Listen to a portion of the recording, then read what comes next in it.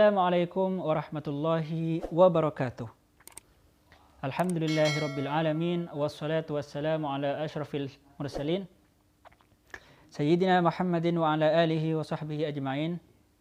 Subhanaka la ilma lana illa ma 'allamtana innaka antal alimul hakim. Amma ba'du.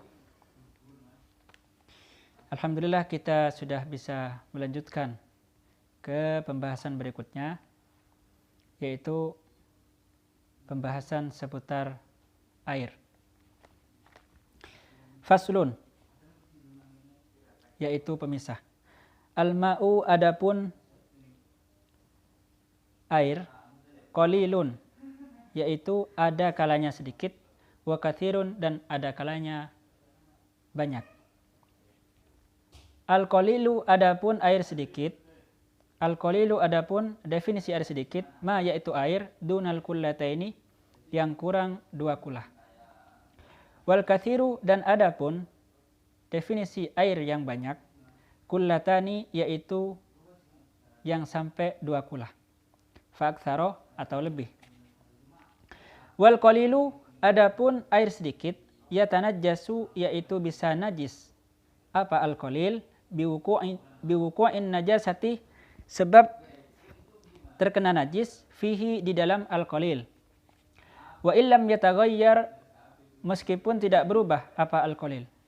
Wal katsiru, dan adapun air yang banyak, la yatanajjasu yaitu tidak bisa menjadi najis apa al-katsir, illa idza taghayyara, kecuali jika berubah ta'muhu apa rasanya al-katsir, au launuhu atau warnanya al-katsir, au rihuhu atau baunya al-katsir. Pada segmen kali ini kita membahas seputar air, sebab air itu merupakan salah satu wasilah yang diberikan oleh Allah untuk kita agar supaya kita bisa melaksanakan ibadah dengan baik.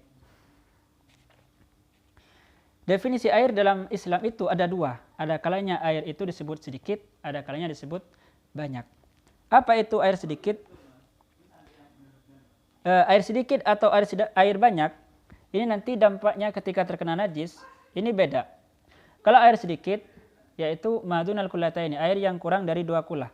Ya. Kalau dalam Fathul Qorib disebutkan bahwa 1 kulah adalah 500 ritlin baghdadiyin takriban. Itu 500 ritel. Di bawah itu, di bawah 500 ritel, maka disebut air al-qalil. Lah sekarang bagaimana hukumnya?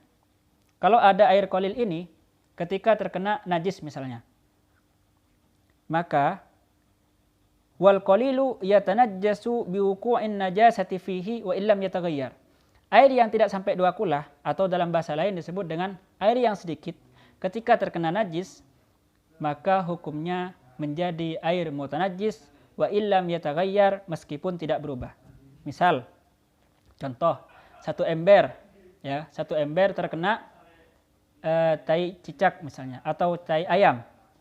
Maka air 1 ember ini karena tidak sampai 2 kulah, ya, meskipun tidak berubah, setelah setelah terkena tai cicak, maka hukum air 1 ember ini mutanajjis. Artinya tidak boleh dibuat wudu meskipun tidak berubah. Meskipun tidak berubah, warnanya tetap bening, baunya nggak ada bau tai cicak, maka hukum airnya dihukumi air mutanajjis, sehingga tidak suci, tidak bisa dibuat bersuci, tidak bisa dibuat wudu, tidak bisa dibuat menyucikan benda-benda apapun. Itulah konsekuensi daripada air yang tidak sampai 2 kulah, atau dalam bahasa lain disebut dengan air sedikit. Kemudian kalau air banyak, atau yang disebut dengan air katsir, ya, al-ma' al-katsir, itu bagaimana hukumnya ketika tertimpa atau terkena benda najis?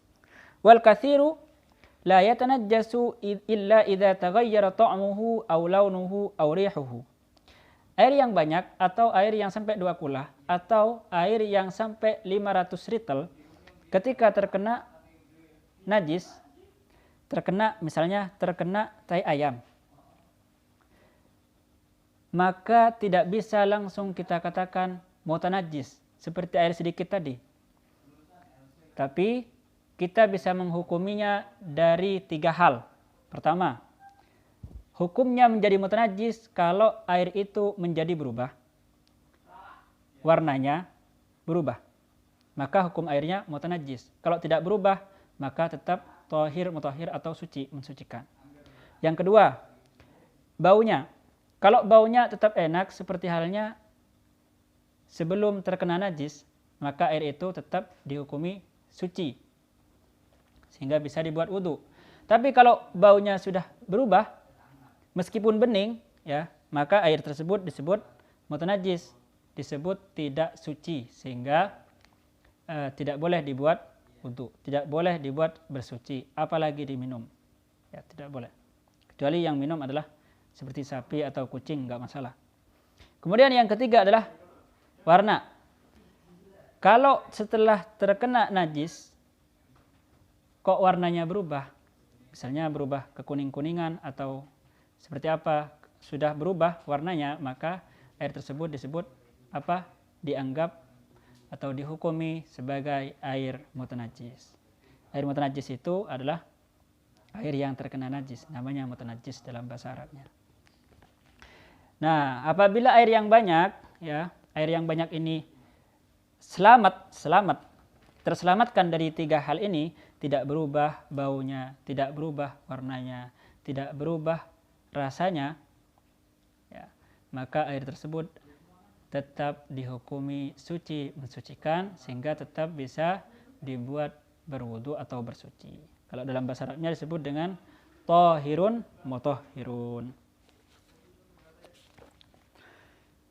Cukup sekian dari saya. Apabila ada pertanyaan silakan ditulis di kolom komentar. Wabillahi taufiq wal hidayah. Wassalamualaikum warahmatullahi wabarakatuh.